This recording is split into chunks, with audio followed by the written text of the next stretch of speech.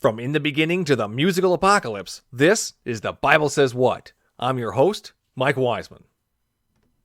Greetings, BSW heathens. I have decided to do a t-shirt giveaway. Once the show reaches 25 patrons, I will pick a patron at random and send them a Bible Says What t-shirt. Your episodic tithes of $1 or more will give you a chance to win prizes, gain early access to each episode, and unlock the patron feed.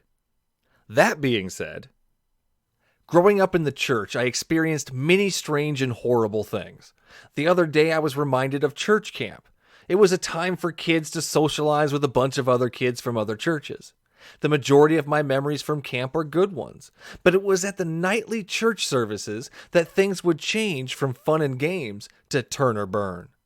We would all gather in a large auditorium. The pastors would preach of our sinful nature. They told us we all deserved eternal hellfire because of this. They broke us down. They made us feel inferior, flawed, and helpless. Now ask Yahweh to forgive you for how he created you. Now bow down and praise him for his willingness to care about and save a wretch like you. The words took their toll. Kids wept and fell to their knees. Mission accomplished. But these preachers, these religious zealots had to keep at it. We needed to be reminded, to be rebroken again and again and again. The indoctrination in my life was constant, day in and day out. You're not worthy unless you're bathed in the blood. You are nothing without Jesus. Yahweh will spit you out. Jesus is coming soon. You better be prepared. Turn or burn. In order to be accepted by the loving Christian deity, I needed to bathe myself in the blood of a demigod. This is, of course, a grotesque concept and worthy of rebuttal and the occasional chuckle. What does the blood do exactly? Does it dissolve the sin or just wash it away? If it can cleanse my heart and mind, what other uses are there for it? Will it remove wine from the carpet? Does it wash out the smell of bong water? Will it leave behind a filmy residue? It's kind of hard to tell what invisible magic blood can do. It's kind of hard to tell if it's even there. Let's start the show. Is there anything in the Bible that you yourself have an issue with?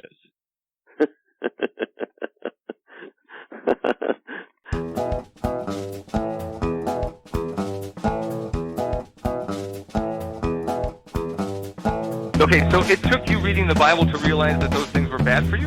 Yeah, it actually did. I didn't figure this out on your own?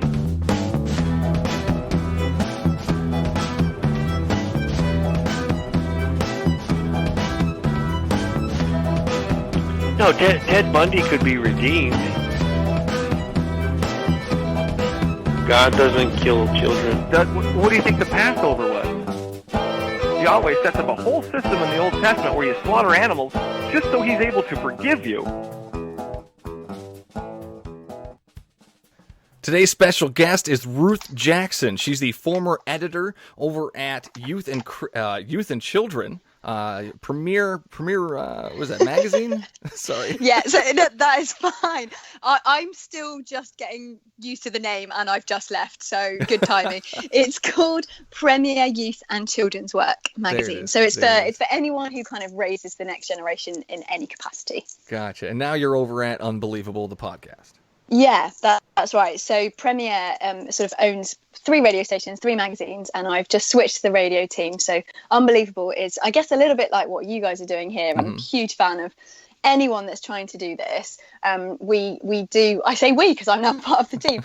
It's a debate format of 2 people that have differing opinions on a range of different things to do with kind of theology and apologetics, normally an atheist and a Christian. And I can't believe I'm admitting this on air, and my new boss will definitely listen to this and find out, but I often find myself siding with the atheist, or at least having sort of huge sympathy for their arguments. I think often, and I say this with the deepest respect for the Christians on the program, who are often, super, super smart, multiple PhDs, way cleverer than me, but I often think sometimes their answers are a little bit trite, and I often find myself being, at the very least, incredibly empathetic towards the atheists. So I'm very excited to be on this show, because you'll probably find me agreeing with a lot of what you say, which is maybe not what you're after. I'm excited to get started.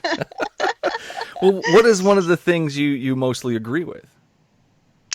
Well, I guess, the fact that there are difficulties in the Bible, the fact that faith is not a straightforward thing. The fact that Christianity, has got a bit of a checkered past, that doesn't necessarily mean that, I think there's a real differentiation between Jesus and Jesus's followers. And I think Jesus's followers, the church has just been horrendous in a lot of situations. And I think we as Christians need to apologize for the way that we've treated various groups of people along the way. So I think there's a lot. I mean, there's obviously a lot that I would imagine we don't see eye to eye on, but I think I'm so sympathetic. I've got a lot. I'm a bassist in an all-girl rock and roll band, so I play with a lot of musicians who are atheists. A lot of my friends are atheists. I went to Oxford University, so a lot of them are kind of, super smart secular people. So I guess I'm just immersed in the atheist world. So I'm, at the very least, incredibly sympathetic to what lots of people's objections are and things like that. And I think, at the very least, we need to be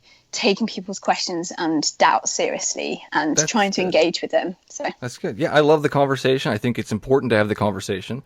I think it's important to look into your strongly held beliefs, to question them, to take yourself further.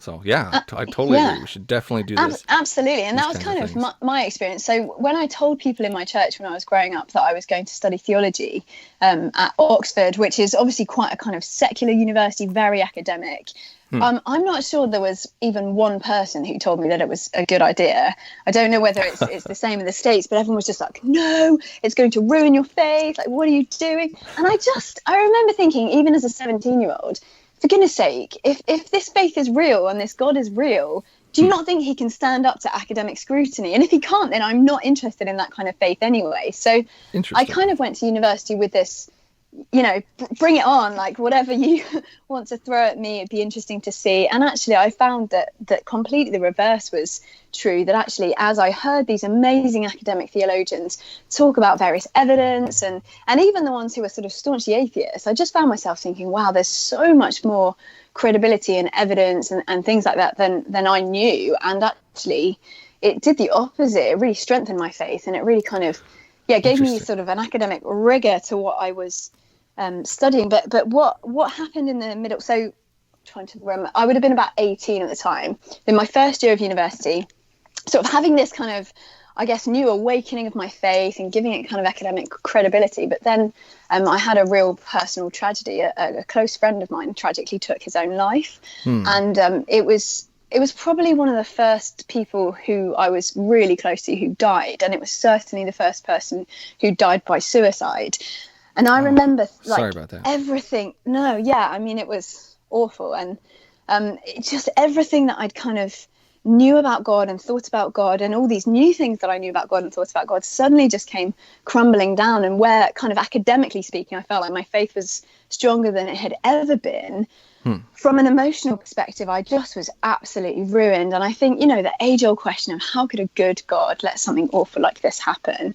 And, mental health issues are complicated at the very least. But come on, God, you could have reached into this guy's life and done something. It's all powerful, right? About it. Yeah. So that was basically my foray into what I had no idea at the time was apologetics. But looking back, I can see it was. So I basically bought every book I possibly could on suffering. And it was kind of before the internet. I mean, I did have the internet, but it was very slow and dodgy. So it was books that I was reading around suffering. And I think the thing that struck me, and here's where I have sympathy with you actually, because I've heard you talk about suffering a little bit.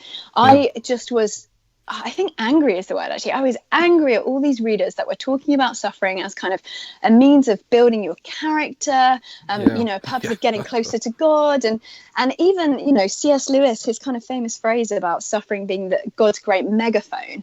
And I absolutely believe that God can use suffering. I believe that good can come out of it. There's that verse in Genesis 50 where Joseph speaks to his brother and he says, what man intended for bad, God intended for good, which is now being done, the saving of many lives. And I think, of course, God can bring good out of these terrible situations, but I really strongly disagree with the fact that he does it so that you can grow. I just think you can't say that to someone who has lost a friend by suicide. It's just, right. It's not sort the of right thing to say. True, Absolutely. But it is in the Bible. Romans 5:3. We also rejoice in our sufferings because we know that suffering produces perseverance, character, It's so right Sure. there. It So tells you. it can be a byproduct. I have no doubt about that. It can be a byproduct, and Right. I've heard remarkable stories of people who went actually from atheism to a faith in God through suffering. So I'm not saying it can't happen, but I think that's quite a byproduct of it is quite different from God making it so that you will suffer. And I think yeah. So I kind of was reading all these things and to be honest, I think the overarching thing that came to me was that actually I don't think we know why we suffer.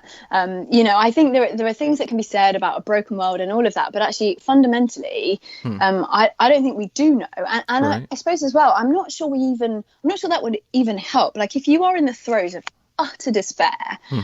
So I guess if a child falls over and cuts their knee and is crying, you don't go over to them and say, oh, you fell over because you were running too fast and that red stuff on your knee, that's blood. Pick yourself up and don't do that again. You don't, do you? You scoop them up and you let snot and the blood and the tears go all over you and you cuddle them. And I think actually that's well, I got a couple of boys, and they always skin me. Maybe not. Well, why do you think that happened? Was that a smart decision? Okay. Maybe you process it afterwards, but I think actually, and I think for me, and maybe I'm more emotional than some people, but for me, that's what I see with Christianity. I see a God who didn't remain distant. So, the incarnation is him sort of breaking into time and space and coming into the mess of the world and holding us in our pain, even if he doesn't necessarily give us a perfect answer, which I think we don't always need in our suffering. What we need is someone to scoop us up and hold us in the pain. And so that's kind of my totally unacademic summary of what I think about suffering. But it's interesting as well. It's the question that comes up time and time again when I chat to teenagers. It's constantly the thing that they sort of refer back to. It will. Yeah, and it often presents itself in different ways. So, why did my friend get stabbed, or why did my grandma die of cancer, or why is there terrorism? What about COVID? It's COVID, wrapped up in lots of different ways. But I think fundamentally, most people's objections to God boil down to, I guess it's twofold. It's kind of the character of God, like, can I trust him? And then a lot of obviously suffering is tied up with that kind of character question of if he's a good God, Right. But do you don't see God as the one who's sending, let's say, COVID? I don't know. I think, and again, I must say I'm very much an amateur apologist. I would never even call myself an apologist because that's such a grand title. I'm very much someone who just wants to figure this out and kind of through the process, maybe help people unpick some of their questions and objections. And I'm doing it very much alongside them while I have all these big questions. By no means do I have all the answers. And so, I would say God didn't send COVID. I would say it's part of a broken world. And whatever you think about kind of the fall, that's a very theological world, or however it came into being, that kind of Genesis, we were created perfect, and then we turned against God and kind of suffering came into the world. And I think the kind of the picture the Bible paints is that actually that's not just for humanity, that's the kind of groaning of the whole earth and disease and things like that. So I would say that actually COVID is a result of that broken world. I wouldn't say that God gave us COVID and I certainly, and again, it makes me angry when people say things like, an earthquake or whatever is God inflicting suffering on people as a judgment, as a punishment. Like, that's just so anti-biblical, so horrific, just bad. Well, I think it's just as bad for a loving God that allows all these things to happen. Regardless of the broken world, if we're going to go back to the broken world, we'll go back to Genesis where Yahweh still refused to forgive people for something that a couple of people did. So to me, that's holding on to a grudge for no reason right off the bat. Sure, but I guess for me, it's all sort of tied up in the free will thing. Like, actually, obviously, if you were to hold a gun at someone's head and say, "Do you love me?" and they say yes, I mean, that's not a true declaration of love, is it? And I suppose that's a threat built on a choice built on a threat. Yeah. Right, and I think actually God wanted to create us with a genuine ability to turn away from him and to say no, and by doing that, he had to build in free will. And I understand, lots of people are like, God, if God could have done anything, he could have created us perfect. Of course he could, but he didn't want to create us as automatrons, as robots. He wanted to create us, but he didn't have to with put the ability trees there. to. He didn't have to put the temptation in the garden to begin with. No, sure. And I guess with a lot of this stuff, I would have to hold my hands up and say, I just don't know. And I struggle, probably not as much as you, but I struggle with a lot of these big questions. But I guess from what I've seen, from what I've experienced, from what I know of God, both kind of intellectually and in my, I guess, head and heart, I know that God is loving. And I guess I'm able to reckon, I suppose, and what I think actually, Christians are not very good at is kind of holding the tension of not knowing the answers. I think we're too quick to jump to, oh gosh, if I don't have all the answers, then I'm just going to throw everything out.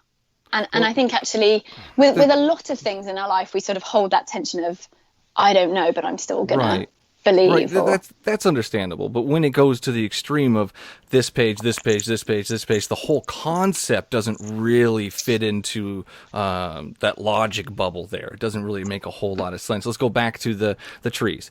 Yahweh placed those trees there on purpose, knowing, well, let's go back a little further. 2 Timothy 3:16. Do you believe that all scriptures Yahweh breathed and useful for preaching, teaching, correcting, all that? So I would make a difference between like God dictated and God inspired. I don't think it's God dictated. I don't think someone sat down and literally had like the hand of Yahweh dictating them. I think the Bible's been written over 1,500 years, over 3 continents, by over 40 authors. And I think, we're in grave danger if we just kind of pick up the book and open it and expect it to speak to our lives. Because, you might end up on like Job 19:17, which says my breath is repulsive to my wife and I'm loathsome to my family. Like, that's not going to help you with your life. Context. Maybe your breath is repulsive. Maybe you do need to, go and have a little breath mint. Maybe that's what the good Lord is telling you. So I believe that it's inspired. I believe that it can speak to us today. I believe that it's a living word. But I do believe that we've got to read it the way that it was intended to be read. We've got to look at genre. We've got to look at context. We've got to look at who it was written to, why it was written, and a lot of that we also need to admit we don't understand, because we're not we're not Middle Eastern. Well, I'm certainly not a Middle Eastern Jewish man. I don't come with all of that kind of knowledge of what, and I can read Jewish scholars and try and understand bits and pieces, but I also need to admit that I am looking through a 35-year-old female's 21st century eyes at a lot of this stuff. And so there will be stuff that just doesn't make sense. And I'm not saying that everything advanced. We've progressed a bit. Different. Yeah. I'm just different, I guess. And so and I'm not saying that all of the problems and difficulties can be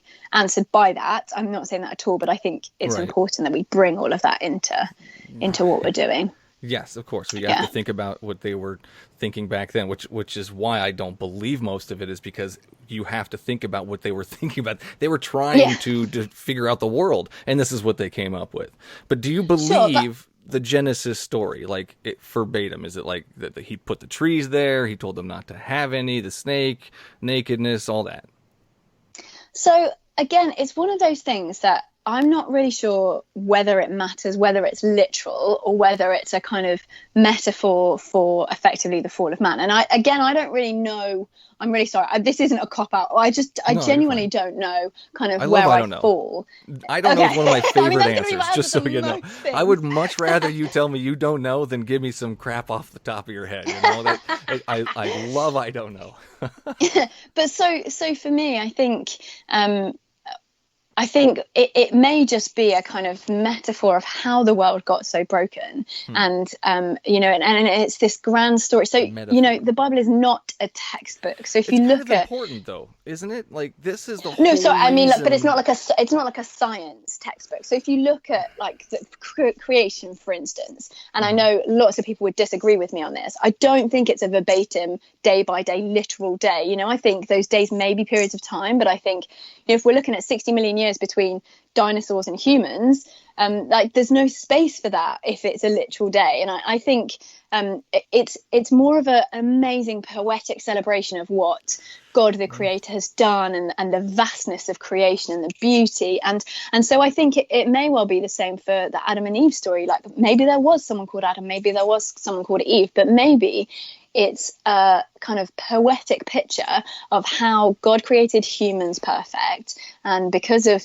the whole of us, not just two people, like our whole propensity to screw things up. So I don't know whether you've read, there's a guy called Francis Spufford, who's an English guy, and he's written a book called Unapologetic, and he talks about sin as the human propensity to F things up. I don't know whether I'm allowed to swear on this. But you got the adult tag on here. You can say whatever you want. Cool. But you know, he like full on drops the F bomb, and I think that's right, that actually sin is the human propensity to F. I can't do it. I'm like such a freak. If you can't say the word, it's okay. but I think that's true, and I think actually that's the picture that Genesis paints, is that whether it was the two individuals or whether it's just humanity as a whole, our propensity to just be wayward and go the other way, that for me is kind of what the picture paints. But I also think, who made us sorry, this way? I'm gonna let you speak at some point. No, you're good. But who made us this way, though? Well, God made us this way, but it kind of comes back to what I was saying. Okay, go ahead. Sorry, it comes back to what I was saying before, that actually I think in order to make us fully human and fully free, he had to make us with at least the propensity to turn away from him. And he did that with full knowledge that we would turn away from him. But I think that's what makes him loving. You know, you don't have a kid and have a kid knowing that they're going to always do everything right and be perfect. You have a kid knowing that they might grow up and hate you, but that's kind of the risk you take when you have a kid. Right, but I'm not going to eternally punish them for, let's say, not loving me. No, sure, but I also think, and I've listened to a couple of your podcasts, and I think this kind of eternal punishment is obviously something that you think about quite a lot. But it's something I struggled with when I was younger, when I was in the church. It's definitely something I struggled with. But see, here's where, and I totally understand, and I'm happy to talk through some of the kind of hell passages if you want to. But for me, there's a verse in 2 Peter 3 verse 9, which I think is such a key thing. And it says, God doesn't want anyone to be destroyed. Like, it's his desire to see everyone saved. Right. It's his desire, but it doesn't matter, though. He's still going to do it. No, but it's his desire to see everyone saved. But he also knows that there will be people who say no to him, and he's not going to force anyone to be in relationship with him, because again, it comes back to kind of that gun thing. We would never force anyone to, well, I'd like to hope I certainly wouldn't. That's what it force is, anyone though. to be. That's what he's doing. Hell is that trigger, that gun, and he's going to pull that trigger if you don't tell him you're going to love him. That's what hell is.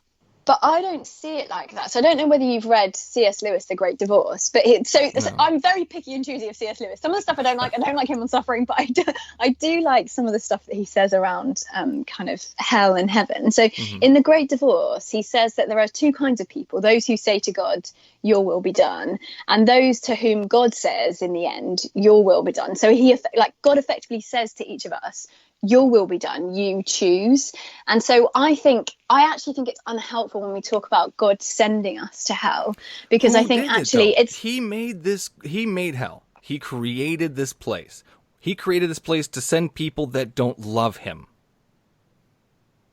He didn't have to create this place. He could have created a couch, an eternal couch sitting in the universe, just void, sitting there, and you did something bad, depending on the length of the sentence on this eternal couch. It's a timeout. He does the opposite, which is fire, punishment. This is a totally different kind of punishment. Yeah, I totally see that, but I also think actually he gives us a choice. So I guess effectively what I'm saying is, I think, yeah, fine. Hell is there, but it's our choice whether to go there or not. I don't think it's his choice whether to make it or not. To make it a place of torture or make it a soft, comfortable, cushiony couch you got to sit on for years, eons, or whatever. I think as well, though, he's given us a really obvious way out, and I think actually Do you think it's loving to torture people? No. No. But I don't think so either. But I think because of Jesus's choice, he's he went to hell and back so we don't have to. Yeah, but it's still there. I'm still going to go there. Why? Because I don't, number one, love, number two, believe. So because of those two simple things, no matter what good deeds I do in life, no matter how awesome of a person I am, not, but, how awesome I do, that doesn't matter to him. As long as I don't love him or don't believe him, I'm going to be tortured forever. Is that a fair and just punishment? I think there's going to be so many more people in heaven than we think. Certainly than many Christians think. And I just think actually God is so much more loving, so much more compassionate than we can imagine. Show me the love. Where's this love? What's the love? Well, so going back to kind of how I view the Bible, like for me, I also think it's really important that we look at the kind of macro story of the Bible through the microcosm of a story that is a really important part of kind of the heart of Christianity. So obviously that could be through the cross, it could be through the resurrection, but for me, it's through a story, a parable, because I love stories. Luke 15, the story of the prodigal son, which obviously everyone knows, but for me that is like absolutely the lens through which we must see the whole of Scripture. And so for me it's kind of this, it's not about the prodigal son, it's not about the older brother, for me it's about the running father. It's about this dad who's waiting every single day for his son to come home, and the minute he steps on that road home, he runs to meet him. And part of that is because in the Jewish culture they had a ceremony called, I can never pronounce Jewish words, so please forgive me any Jews listening to this, but I think it's called the Kazar ceremony, where basically people, if someone sort of rejected the family and the inheritance and all of that and went and kind of did their own thing, they had the right to be cut off from their community. And they would do that through this ceremony where they would go and smash a pot outside the sort of village boundaries and say, like, you are no longer welcome here. And so, what a lot of these Jewish scholars think is that the father is running to the son before the rest of the villagers can get there and say, you are not rejected, like, you're not welcome, you're rejected from our community. So he's running as fast as he can, which obviously in that culture was incredibly shameful, because the slower you walked, the more important you were. Only slaves ran. And in order to run, he would have had to hoik up his robes as well. So like he's showing his ankles, it's like shame upon shame upon shame. And he's running just beyond everything, because all he cares about is getting to his son. And then before the son can even start his apology and say, look, I'm sorry, I'm no longer worthy to be called your son, the father wraps his arms around him, gives him a robe, which is kind of, like you're part of the family again, gives him a signet ring, you're part of the family. So the dad is supposed to be Yahweh and we're supposed to be the kid, right? Mm-hmm. Right. So if Yahweh wants me back so much, why doesn't he show up? Number two, if Yahweh wants me back so much, why does he threaten me with hell if I don't love him? If he loves me so much, why does he do that?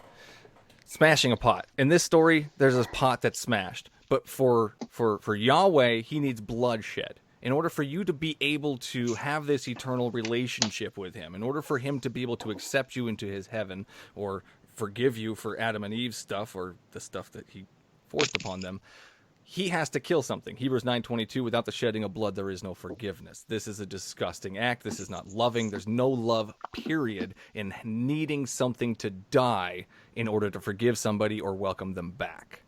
What you're saying with this story is yes, it's nice, great. He welcomed him back. That's a nice, touching story. The only thing that happened was a pot got broke. In this story, in the Bible, when you lump everything under that, you're leaving out all the people that Yahweh tells you to kill. You're leaving out all the hell, the torment, the death, the racism, the sexism, you're leaving out all of that stuff and just focusing on, it'd be a great story if this is what it was, but that's not what it is. That's clearly not what it is.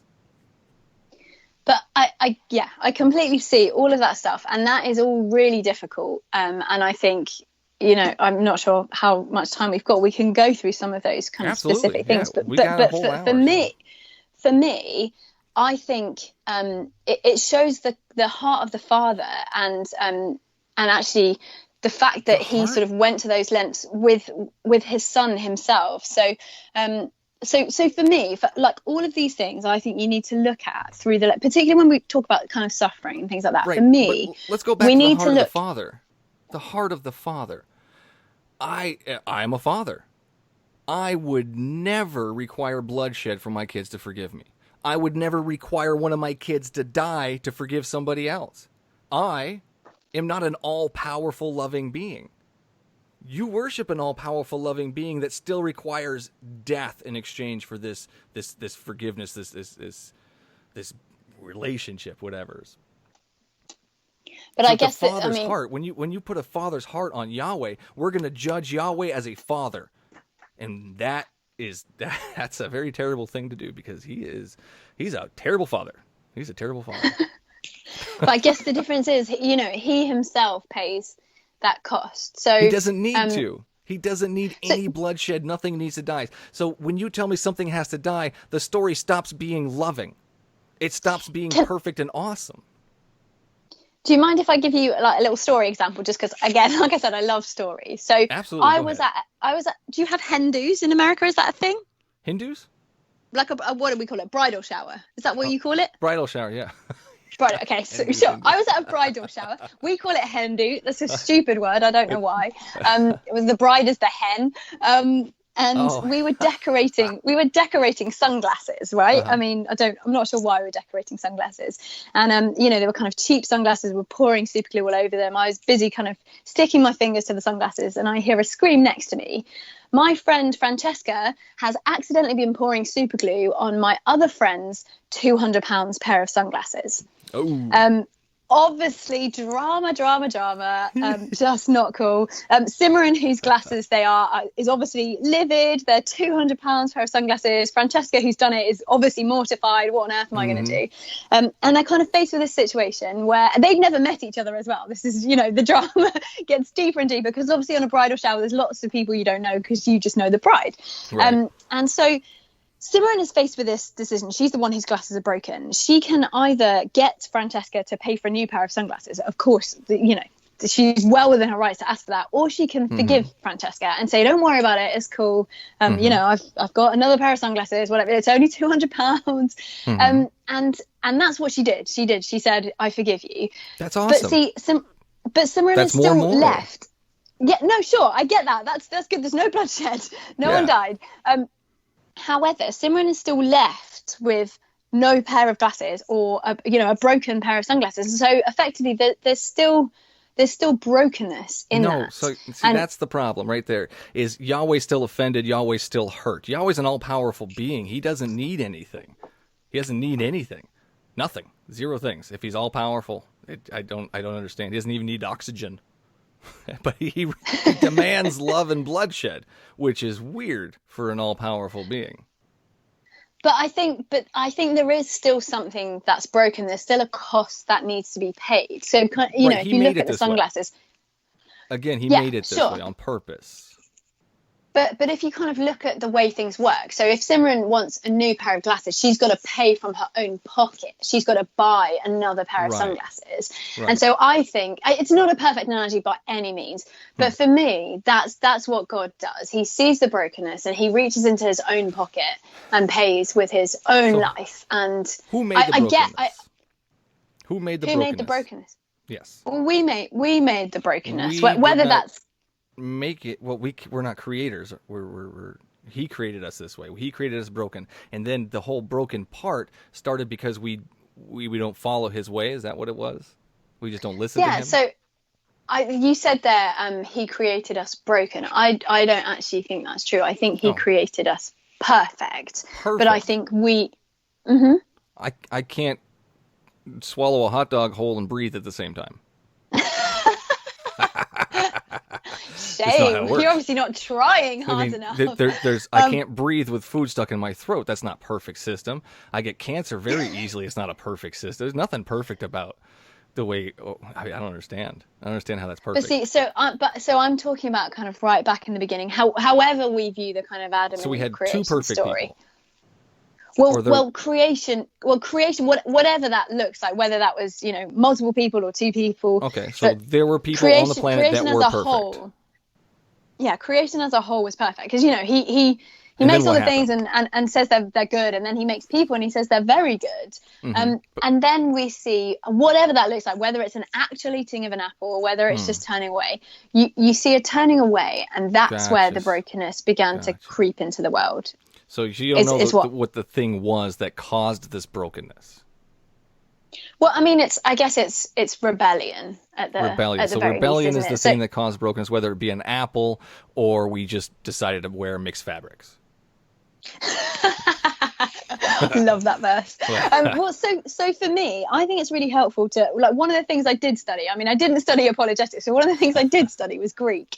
And so for me, I think it's quite helpful to sometimes go back to, because I think sin is such an unhelpful word. I think, it's come to mean like raunchy lingerie or tasty chocolates, and I just think that's not a helpful thing. So if we go back to Francis Spufford's definition, it's the human propensity to F things up. If we go back to the Greek definition, the word hamartia came from archery, or darts would be the modern equivalent. And so that kind of looking back at the Greek meaning, it's about missing the target. And I guess if the target is God's perfection, so I'll sit here and say, well, I'm not a sinner, I've never murdered anyone, I've never raped anyone, I might have like nicked the odd penny sweet here and there, but I'm not a sinner. But I guess sin kind of, if we think of sin as missing the mark of God's perfection, then I suppose we've all screwed up, at least to a certain extent. What do you believe is the mark? Do you believe that the laws, which he claims are perfect, righteous, and good, do you believe those are the mark that he wants everybody to be marking or hitting or going to or doing?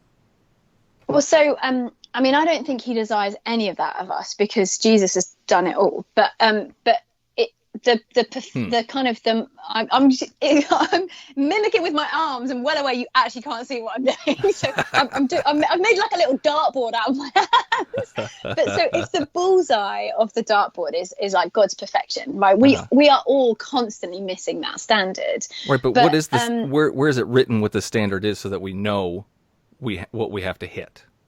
Well, but I don't think we do need to hit it, because if you look, Matthew 5, be perfect as your heavenly Father is perfect. That's the standard, is perfection. But he also knows that perfect to who? Everybody's definition of perfect is going to be different. Well, sure. So I guess it would be perfect to him, because otherwise, and how do we know what his perfection is? You could be it tells me that his laws are murderer. perfect. His laws are perfect. You could be a perfect murderer, couldn't you? It's true. What is perfection? But I guess fundamentally what it comes down to is, like, in some senses, that actually doesn't matter anymore, because he has done it for us. It doesn't matter. We still want to be perfect. Like, we should still strive to be Christ-like, correct? We should strive to be perfect. So if I want to strive to be perfect, where is this example written, so I know what that perfection is I need to be striving towards?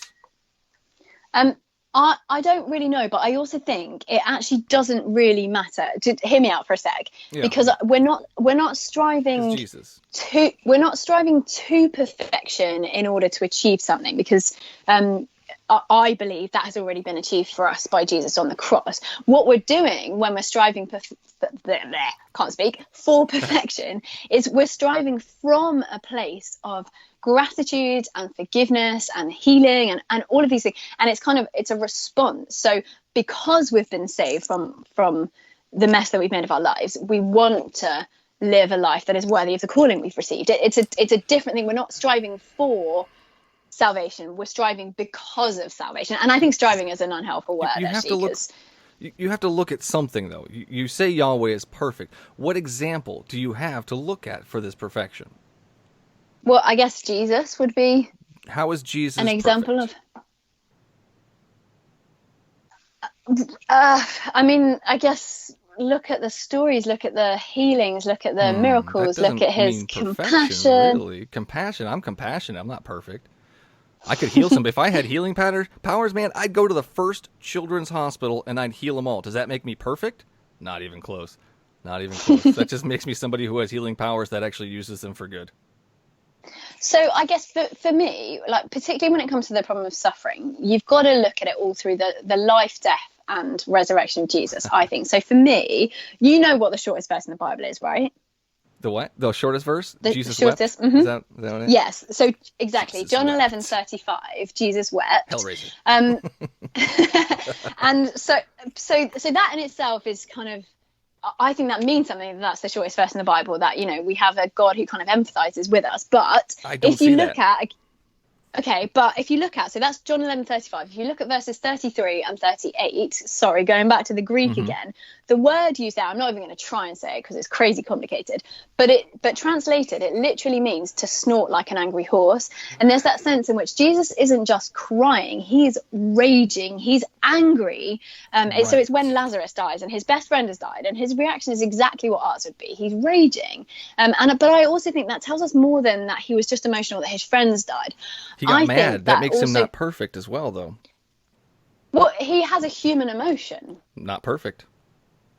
Why is that not perfect, though? Humans are not perfect. Human emotions are not perfect. That's for sure. We're all over the place. Our emotions are just... Yeah, mine are definitely all over the place. I'm raising my hand for that one. Me too. But I think that just fills me with... I love the fact that we have a God who is who experienced what we experience, but more than that, like that what? actually he's like being moved, like crying, like compassion, like all of these things. But I think as well, like the thing about the anger is that not only is he angry with the suffering, he's angry with kind of the state of the world, because he knows that that's not what it was meant to be like, and he knows it's not going to be like that forever. It's his fault. He's the one that made it. He's the one that created this mess. I didn't make this mess. I think in order to do that, in order to create a world with no mess whatsoever, then he would have had to create a world with no free will, I think. Well, I don't think we and have we would have free will. been... Okay. The Tell me Bible about that. itself very plainly describes that we do not have free will. First off, Pharaoh. I always go to that one. He hardened Pharaoh's heart. That is not free will. Then I love this one. He went, what verse is that? 1 Samuel 18, that's what it was. 1 Samuel 18, he sends down an evil spirit to Saul to make him throw a spear at David. That's not free will.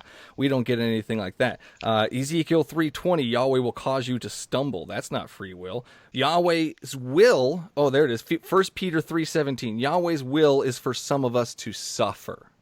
That's not free will. How do I was chosen to suffer. That's not free will at all. Yahweh will allow you to be tempted. Oh, there's the good one. That's the one. John 12:40. He has blinded, when he's talking about the Jews here, he has blinded their eyes and deadened their hearts so that they can neither see with their eyes nor understand with their hearts nor turn, and I would heal them. So he's blinding people. None of this stuff is free will. If I was free from all this stuff, if I actually had free will, Yahweh would not be interfering with people's lives. I think, though, you can have a God who, who acts in humanity, but also be free at the same time, I think. If he's controlling people, if he's causing them to do things, that negates the whole free will idea. But I don't see God as a puppet master. And I think, actually, I mean, I'd need to hone in on those specific texts, but I think... So at least you can admit that some have free will and some do not? No. I think we've all got free will. Okay. I think we've all got free will. But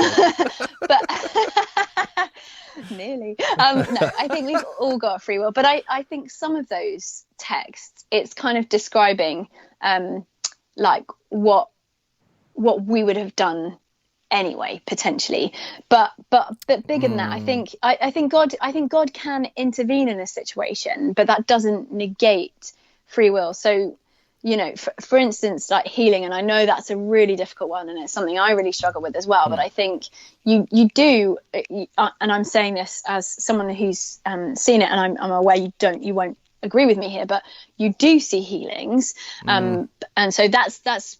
Well, I believe. Why don't they go to the children's hospital? That is my biggest thing. If these faith healers can really do this, if they actually have this superpower, why not go to the place that needs it the most? Yeah. So, and that's my big issue as well. Is why are some people healed? Why are some people not? And I think there's two different questions, isn't there? There's, can God heal, and will God heal? And I think He can. I think He can heal. I think there's a third. But the question is God even there? Sure. Yeah. Of course. Sorry. All of this is assuming that He's real. But so it's that it's that thing of, how do you reconcile the fact that sometimes it happens and sometimes it doesn't? And I don't have an answer for that. And, in my own life, so 12th of December 2012, I will never, ever forget that day, because it was the day that my mum was given the all clear from the cancer that she'd been struggling with. But it was also the day that my best friend's mum died of cancer. And for me, that's just a horrible, horrible picture of this brokenness that we live in, where some prayers are answered and some prayers aren't answered the way we want them. And I don't know how we wrestle with that. And there are things that we can say about why prayers aren't answered and all of that, and I know some of those answers, but actually I think fundamentally at the end of the day we have got to say I don't know. Right. Well, the whole prayer to begin with doesn't make a whole lot of sense, because Yahweh's going to do what he wants to do anyways, regardless of what you ask him to do. I mean, he's got a plan. Do you believe he's got a plan? I mean, right? That's what he says. He says he's got a plan. He's a man with a plan. So if you're praying to him, you're asking him to change that perfect plan. Well, I mean, for a start, you do see you do see in the Bible, humans being able to kind of you see sort of, particularly in the minor prophets, people like Amos will say stuff to God, and he will kind of listen to them and sort of change what he was going to do. So whether that's that he was going to do that anyway, and he kind of makes it look like it was the prophet that changed his mind. Well, like Lot. I don't know. He wouldn't save Lot after. Exactly. And I don't know Abraham. enough to know whether that is God changing his mind or whether that's him being compassionate and letting us think we're changing our mind. But I think it's more than that. So I pray knowing that God's will be done regardless, right? But I also pray as much for me as for God, because I guess, if I'm in a relationship with someone, I want to be constantly communicating with them. I don't want to just be like reading about them. I want to be in conversation with them. Right, in conversation. You brought it up, I'm sorry. But is it a two-way conversation? My bad. Yeah. No, I have to go there. I have to address this. Like, you're talking about a conversation. You need that relationship. You need to have the converse. Does Yahweh converse back to you? Do you hear an audible voice? I've heard you ask this question to people before, and I've heard lots of different answers. And for me,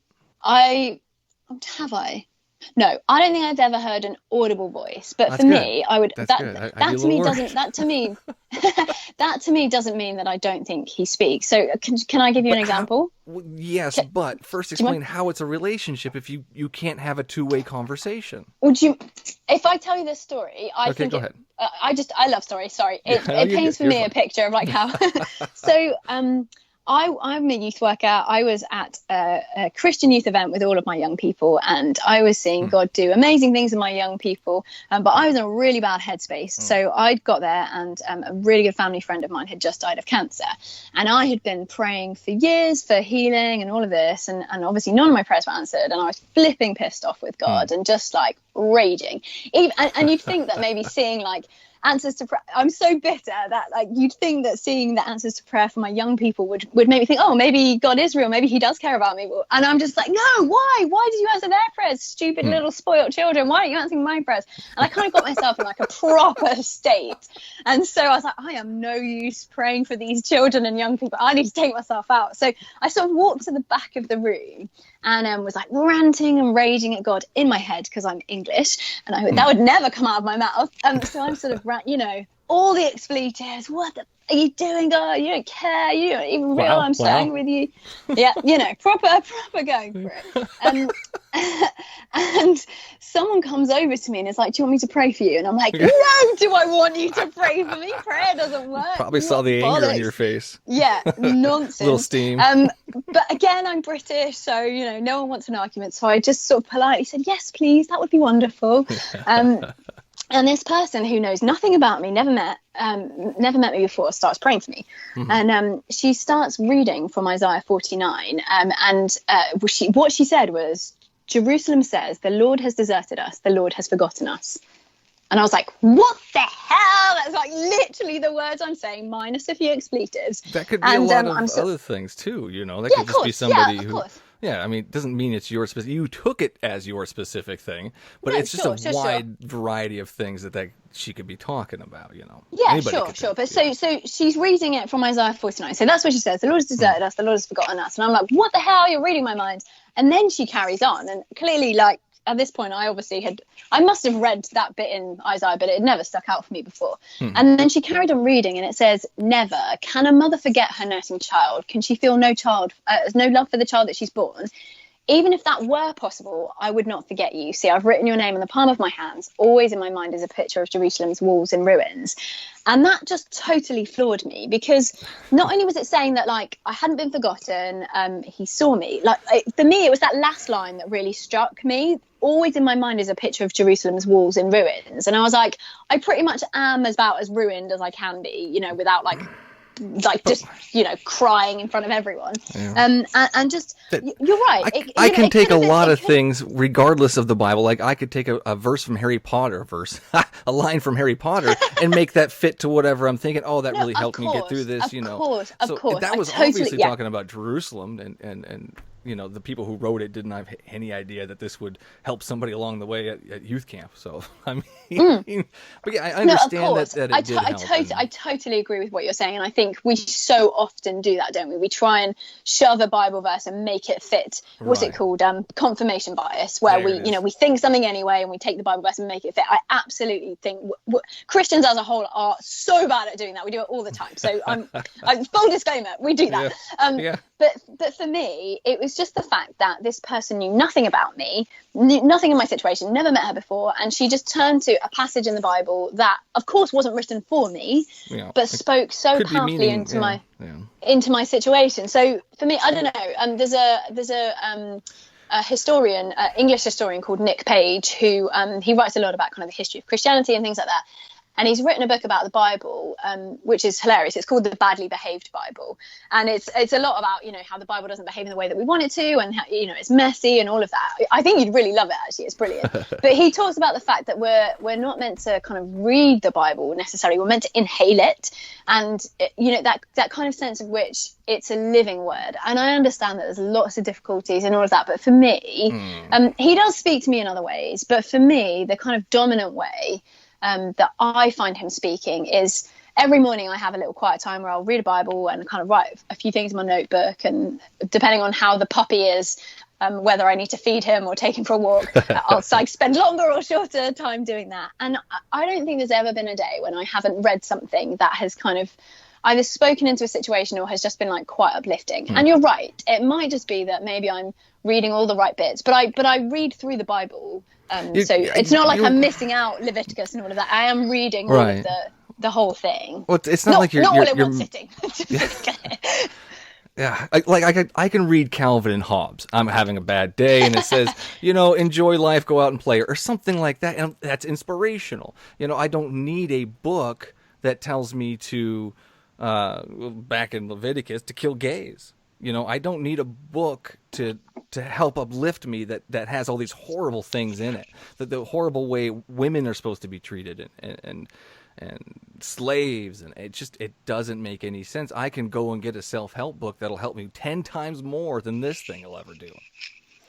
Yeah, I hear that. So and I think you need the Bible for it. If he can communicate with you outside of Scripture, outside of the Bible itself, and use even a newspaper article, for let's say, why would he not? And why would you need the Bible at that point? I mean, I think it's a case of like both, and I think he can use those things. I think he can use people. I think, you know, there are some people who have specific gifts of prophecy, I believe, partly because I've seen people do it and it's ridiculous, and, you know, it feels very like magic. I've seen hypnotists do some pretty crazy stuff too.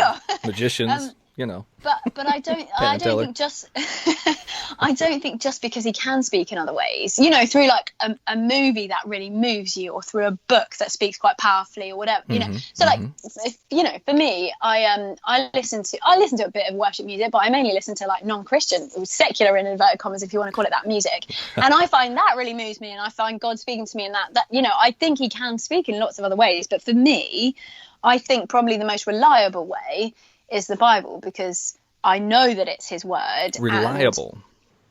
Yeah. I mean, we definitely don't have enough time to talk about the reliability of Scripture, but I would love to talk about that. That'll be a part 2 for sure.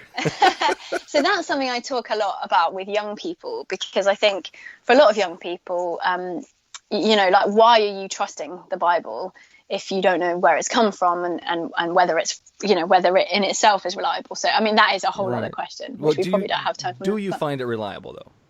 Yes. I do. Right? Yeah. Okay. I do. So, and you do teach young kids, and I read one of your clips somewhere about something on kids coming to you about being gay and having a problem with how the Bible handles that. Mm-hmm. Was this you? Was it something you wrote? Maybe. Maybe. Anyway. Yeah. No, I do have kids come to me and talk about that. So yeah, right. Maybe it was me. And how do you fix that? How does that work for you? Well, so, I mean, the absolute first thing I do is apologize for the way that the church has treated gay people. Church, not just the church. What about the Bible itself? The verses that are in there. Do you apologize for the Bible and the words that it says? No, but I think we need to read it and interpret it. And so what I will always do with young people is I will get them to, I'll say to them, what do you think God is saying to you? I think it's really important that we let young people think for themselves, that we're not bringing our own theology and dumping it on them. So I'll share some of the Bible passages, but mainly I'll talk to them about God's love and how much he loves them and how much he wants to be in relationship with them and all of that. But the main thing I will do is get them to listen to God themselves. And I'll be there to help them. What do you tell them about the verses themselves? What do you tell them about the way it speaks about it? I mean, which verses are you talking about? Let's go with Romans 1:12. Obviously, Leviticus 20:13, where it tells stone gay men. Let's go Romans 1:27. This is where people were not listening to Yahweh, so he decided, here, I'm going to make you gay because you're not listening to him and give you over to lust, which, weird, again, not free will. These people didn't have free will there. So Yahweh gave them over shameful lust because they didn't believe and stuff like that. These men committed indecent acts with other men and received in themselves the due penalty for the perversion. So they call it a perversion, and they agree with a penalty that needs to come along with it. This is the New Testament. This is after Jesus has died. So, I mean, obviously there's a whole heap of different opinions about homosexuality and all of that. And I would never want to put my opinion on a young person. So I would talk to them about a God who loves them. And I'd go through these passages and say, what do you think this is about? Like, what do you think the context is?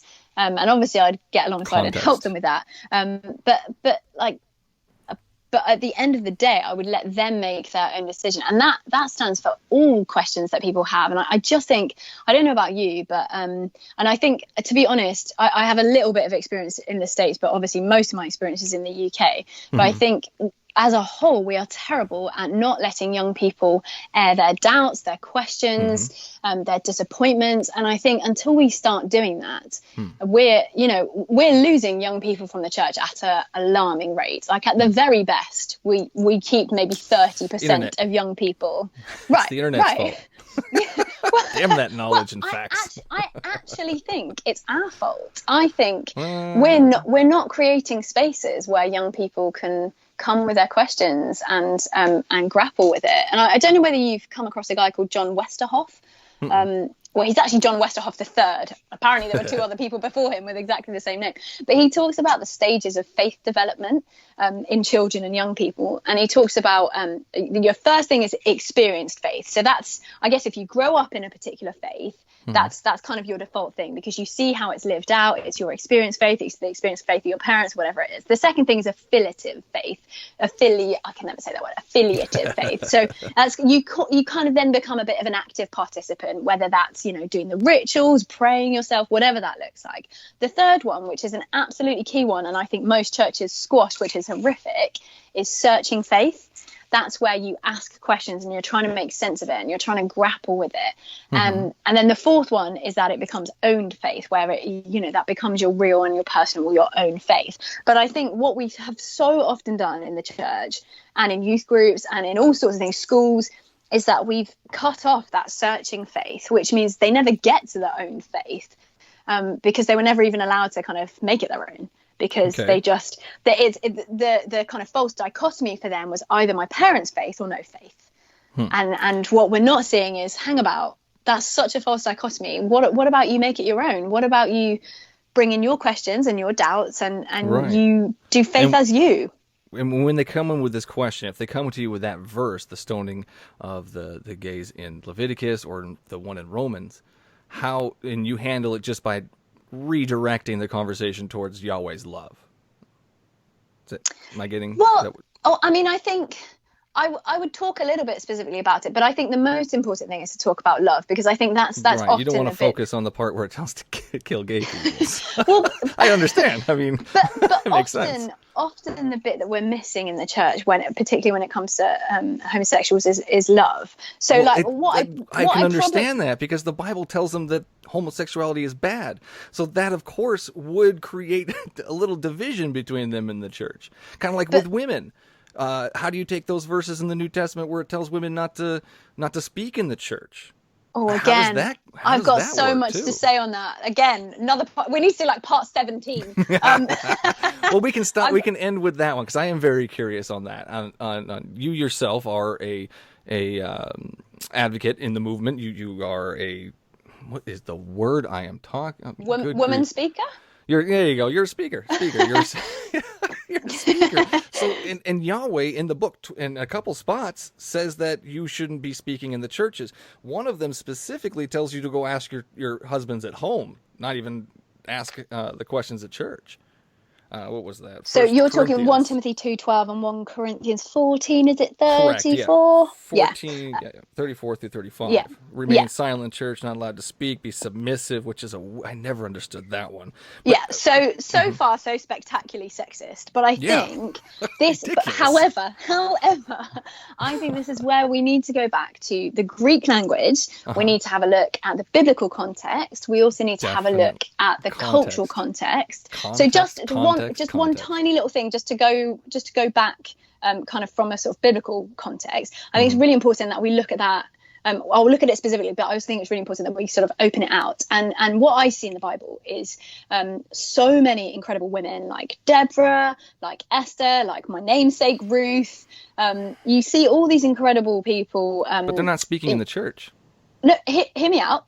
Priscilla and Aquila, I know you know this, but in Acts 18 and all the way through Acts, Priscilla is mentioned first, and that's probably because in Paul's perspective she was more important to him, which makes you think that she was doing a lot of the teaching of Paul. So if she's teaching a elder, and then you see Phoebe is described as a deacon, which is exactly the same word that is used of Timothy and of Paul. So I'm under absolutely no question that she was a deacon within the church. So then you have one that's a deacon, and then the other verse says women shouldn't be allowed to speak in church. Hear me out. So it's a contradiction. At the very least, it's a contradiction. I don't the Greek think so. words. Do the Greek words not say women should be silent? What does that say in Greek? No, so the Greek words there for women is actually wives, which you might think is not silent. You might think is not important, but I think it is important, because what we're seeing in the wider cultural context here is that the Greek men who are out and about working in all sort of contexts, they would have spoken Greek, whereas the women wouldn't. They'd have spoken Aramaic. That was the language that they spoke at home. And what you see, what a lot of Jewish scholars talk about is the fact that the services, and I'm not sure why, but the services were done in Greek. And so there's a lot to be said for the fact that the wives of the husbands wouldn't have understood a lot of what was going on. So what Paul is saying here is, wives, if you don't understand what's going on, don't shout about it and just disrupt everything in church. Wait till you get home, ask your husbands what it is, and then you can sort of grapple with those things there. The other thing to say, which I think is really important, particularly when we look at the Timothy passage, he was writing in the context. So he was writing in Ephesus, which the goddess Artemis was the kind of big goddess that was worshipped in Ephesus. And the church of Ephesus, so the Ephesian church, would have been literally in the shadow of that temple. And I don't know how much you know about Artemis. It's fascinating. The worship there was controlled by virgins and virgins and then castrated eunuchs.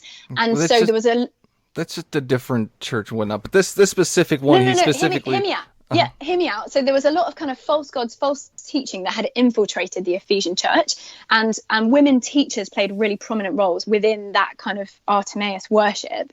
And so this warning is specifically for false teachers, kind of within that context, to be to be quiet, to not dominate your authority in the way that the Artemis virgins were dominating the people who had been castrated. I think what's important is that it talks about the fact that women should learn, that they should sit at the feet. So if you that's right. So when it says that women should learn, that's the part. That's right. Just not the part. That's the part you don't like. I don't mind that. No, I love that women learn. No. That's the part you're grasping onto and saying is real. That's the thing. No. But so if you look at the 1 Corinthians 14, what you see on sort of either side of those passages, there's real disunity within the church. There's people sort of, giving a prophetic word whenever they want to. There's people are kind of singing all over the place. They're letting their hair down, which that again feels sexist. Women need to cover their hair, but that's because the only people who didn't cover their hair, but the only people who didn't cover their hair culturally were prostitutes. And so they're saying we don't want people walking in and thinking. So God could change that and say, hey, everybody uncover your hair. God has this power. He's told them to, do all kinds of stuff. You go back to the old laws. There's some pretty rational. There's some pretty. Man, my words are not.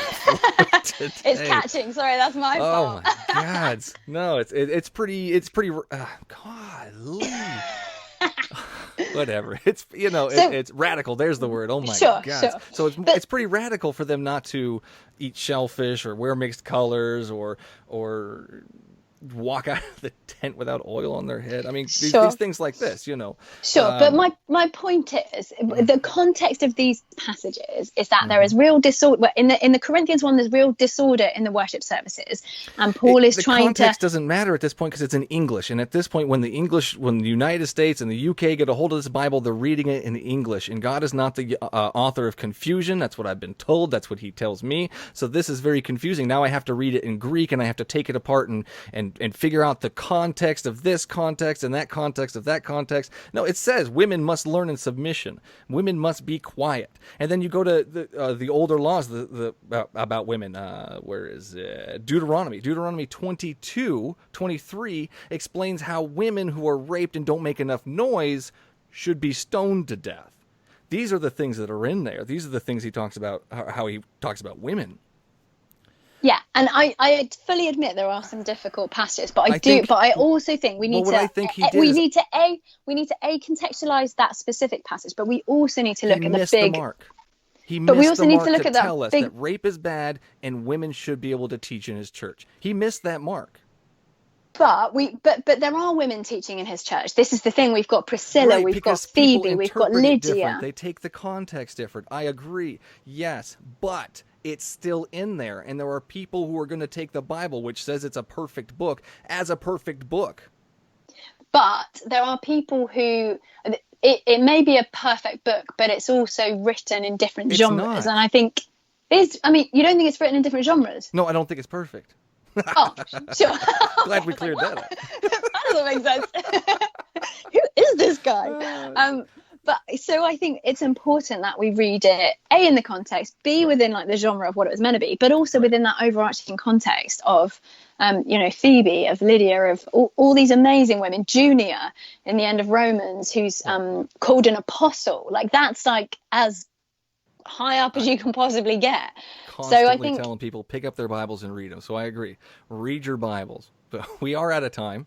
And I'd love to continue with this another time for another. We've got so much more to talk about. Oh my goodness. But yes, I've enjoyed your answers and your time. I appreciate the crap out of it. So thank you so much for everything you do. I'm hugely grateful that you are even having these conversations. So thank you. I appreciate you having the conversation. So thank you very much. And maybe I'll see you on that Unbelievable show. Yeah, let's do it. Sounds good. Take care. Bye.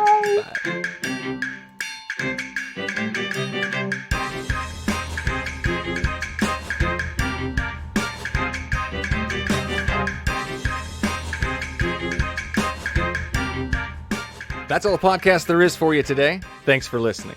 In case you missed the announcement at the start of the show, I have decided to do a BSW giveaway. Once the show reaches 25 patrons, I will pick a patron at random and send them a Bible Says What t-shirt. Your episodic tithes of $1 or more will give you a chance to win prizes, gain early access to each episode, and unlock the patron feed. Thanks to the cosmic powers of the internet, it is now possible to buy me a beer or a coffee online. Simply go to buymeacoffee.com/BSW the podcast and click the appropriate buttons. If you can't support the show monetarily, please like, share, and or leave a review. As always, you can find me at the Bible Says What Facebook, Twitter, YouTube, or Instagram pages. You can also reach me at bswthepodcast@gmail.com.